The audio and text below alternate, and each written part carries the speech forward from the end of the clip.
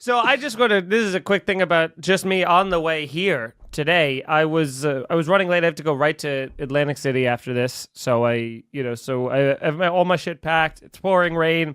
I'm running too late. I go, and they just shut down the subway that runs my closest subway. So I have to walk it would be like a mile and a half to the subway now or some crazy shit. I would have had to, but so I was like, I'm just gonna take a Lyft. So I call a Lyft to come.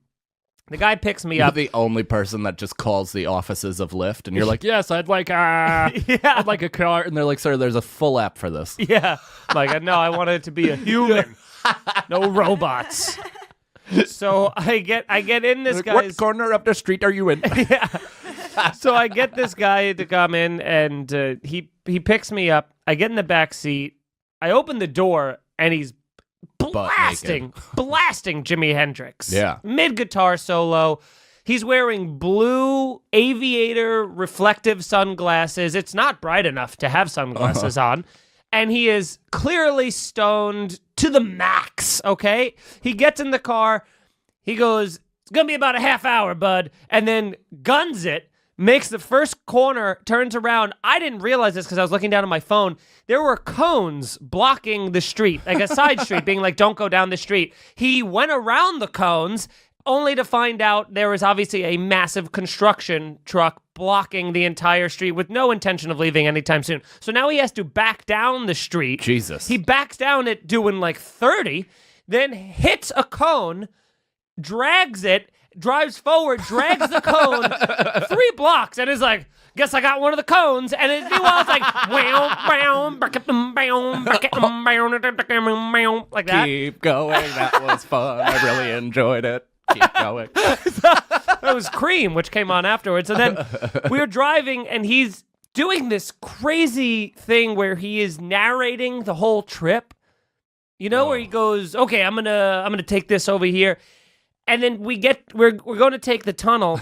This is the problem with podcasts, right? So and we are obviously helping with the problem. Right. Is that everybody now thinks the process is interesting. Mm-hmm. So the process of everything. So this guy is like, well, this passenger clearly is probably wondering what my day-to-day thought process is like and how I navigate the wild streets of New York City. Yeah. And no, we're not. So we're not, and we never will. No. And so I have one headphone in so I can kind of give the impression that I'm not interested. But now he's blasting house music, which again, he's going from Jimi Hendrix to Cream to house music. And then later on, he's playing Miles Davis. So, this guy, it might just be on heroin for all I know. So he's driving in the lane. We're going in towards the tunnel. And the one lane all the way to the right is trucks only. And he just goes, trucks only, but I mean, look at the line here. So he just goes into the trucks only lane, guns it, then cuts it forward. He goes, this is just so I can get up forward, as if he's like looking for my approval. I'm like, do whatever you gotta do. So then he goes again into it, and he's really rolling the dice because we're getting very close to the mouth entrance of the tunnel. And as we get closer, there's a cop car in that lane with lights on facing us. And he literally said, he was like, okay. He goes, there's cops up there. We don't like cops. Let's just get out of here. And then made a 90-degree angle turn on a highway to get all the way to the left lane, and he goes, let's just put this on. Puts on his seatbelt for the first time, apparently, ever. He goes, let's just put this on. The cops will be over there, and the cops won't even notice us. And then the second he passed the cops, took off his seatbelt, and it was doing the ding, ding, ding thing for the whole tunnel ride. Jesus. Then he gets over it, and he keeps, again, narrating everything. Oh, this is a pretty bumpy road right here. We got you there in 5 minutes.